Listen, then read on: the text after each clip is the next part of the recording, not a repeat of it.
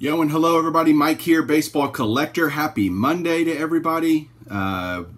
First of all, I want to say thanks so much to everybody who tuned in last night to watch the second episode of Beyond Cardboard. Thanks a lot to Garrett for participating in that. It was just a really great night, really fun. Everybody seemed to have a great time. So thanks for the audience questions, thanks for participating, and thanks for watching it afterwards if you didn't get a chance to catch it live. But hopefully I'll catch you next Sunday. So next Sunday's Easter, which is great. Hopefully everybody will be home and done, spending time with family, and you'll be able to tune in next Sunday night, or this coming Sunday night, 7 o'clock, 8 o'clock Eastern, 7 o'clock Central. My guest this week will be someone that I'm sure you're all familiar with. It's another YouTube Hall of Famer, and it's Mr. Joe. Silver Jackify is going to be joining me. So if you want to know more about Joe beyond the cardboard, then show up Sunday night and we'll look forward to that. But right now, it's Monday, which you know what that means for me on Mondays. Lots of mail. So I'm going to flip the camera around and show you guys what I got. We'll go through it. Hang on. So today is definitely one of those holy crap kind of mail days because I got a lot of really great stuff and I'm excited to show it to you and talk about it.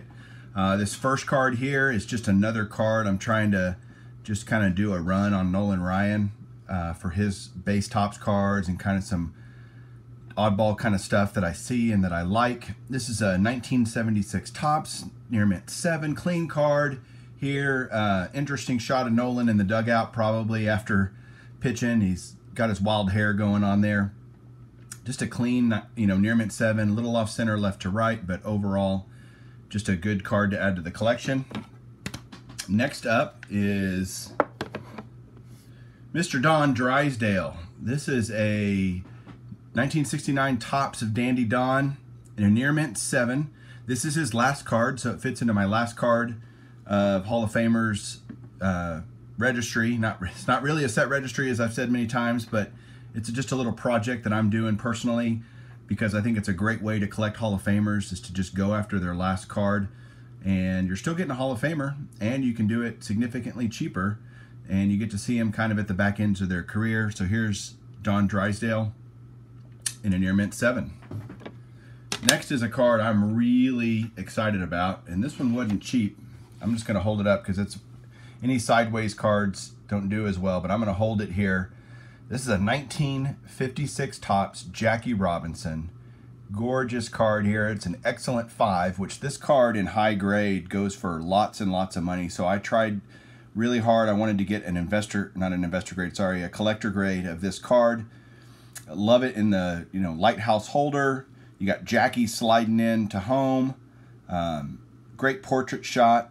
Jackie did not travel with the team to LA, so this is his last card. 1956 was the last year for the Dodgers in Brooklyn, and just a great card of a great Hall of Famer, and it's his last card. But what's ironic about 56 is on the back it does not show his full stats. It's just got some great cartoons. I love Jack Roosevelt Robinson. That's just fantastic. You can see the staining in the bottom left, which I think is what brought this card down. Otherwise, it's a really great example. The back is otherwise very clean, very pretty, bright. So just a great card one more time of Jackie Robinson, 1956 Topps. All right, next up, Joey Brings It's going to love this because it is a 1953 Bowman color of Larry Doby. Just continuing to try to pick off these 53 Bowmans of the Hall of Famers wherever I can. It's becoming a lot harder because I'm down to only needing 6 or 7 of them to complete the run, and they're the higher priced ones. This is kind of one of the last. It's not fair to call any Hall of Famer a lower end Hall of Famer, but it's certainly one of the less expensive cards. But it's in a 5, which is a good collector grade for the 53 Bowman color, and just really happy to add that to that set registry. Now I got a bunch of 1957 Topps cards that I've just been working on. This is just kind of an extra project that I've started trying to get the Hall of Famers from 1957 Topps. Just trying to do a top set from the 50s. Dick Williams here, pictured as an outfielder. He went on to become a Hall of Fame manager. This is an excellent mint 6. So anything in the 50s where I can get a 6 or a 5 or a 6, that's what I'm kind of shooting for with this. Really a mid-grade kind of run for the Hall of Famers. Well-centered card.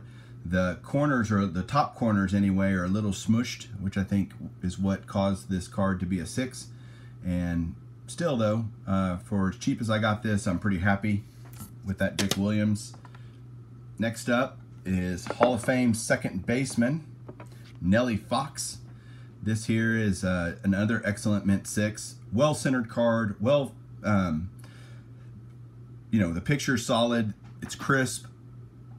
I guess it's the corners on this one too that probably knock it down a little bit more. I haven't really looked at the back. Back's pretty clean. A little off center for sure, but not too bad. But another great card of Mr. Nellie Fox. Next Hall of Famer for 57 Topps that I got is Hall of Fame pitcher Early Wynn. Wynn pitched most of his career for the Cleveland Indians and was just a dominant. I think he had exactly 300 wins in his career. This is an excellent mint 6 for Early Wynn. Next one up is Warren Spahn, and this is a great card for the Braves, the Milwaukee Braves in 57.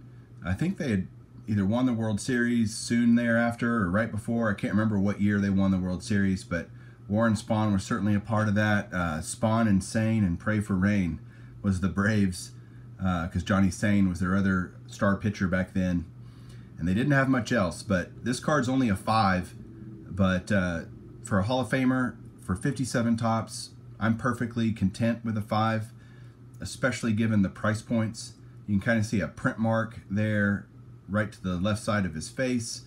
Some creases, not creases, but kind of print lines through the card as well. But otherwise, it's a clean card. Love the old school M on its cap, Warren Spahn. And my last card for the 57 Topps that I have today is this 57 Topps Jim Bunning. So shout out to A League of Their Own, Caitlin. This is showing Jim Bunning in his rookie year with the Detroit Tigers. This is only a 5, but any Hall of Famer that you can get post-war rookie that's somewhere around there, a collector grade is really good. This card is not cheap, even in a 5. And so I was just happy to pick one up and bundle it with some other cards that you saw already for shipping, and love it in the new Lighthouse holder. I'm really liking the way these look. The slab is slightly thicker, which is actually pretty cool. It makes it fit snugger in the perfect fit sleeves that I always use. And my last card I'm going to show today, I am super pumped about. This is a card that I picked up when they had the 15% off eBay on one item, and I used it to pick this up. I also made an offer on it, and they accepted, and so it was even cheaper than the buy it now price. But this card is really hard to find. It's an 83 Donruss Hall of Fame Heroes Ted Williams. So shout out to all my Boston guys, Nuff Said Cards and Jay McGillicuddy and all you Boston guys. I think you'll appreciate this card. It's a highly forged card, ironically, because it's a highly sought after set. This now completes. I had a Ted Williams, but it was more like a jumbo card of this signed by him. And I really wanted to get the regular issue card to finish out my set. I just got Joe Cronin a few months ago, so now I have all of them, and I'll be doing a tabletop video soon to show them all off. But I'm really excited to add this Ted Williams. Unbelievably clean signature on here, just beautiful. It would not get a 10, by the way. Even as pretty as it is, the fact that it comes off the card on the bottom automatically means it would not get a 10. But still, I'm not going to complain. I'm happy to add this to my collection. Absolutely love it and thrilled to have it. So that's my mail today. Appreciate you guys watching. Thanks for tuning in. Like, please, if you can. Subscribe if you haven't yet. And we'll catch you later this week, I think. I'll have some more mail. And really looking forward to Sunday night's show with Silver Jackify with Joe. That'll be a great time, so please tune into that. So Have a great week, everybody, and keep collecting.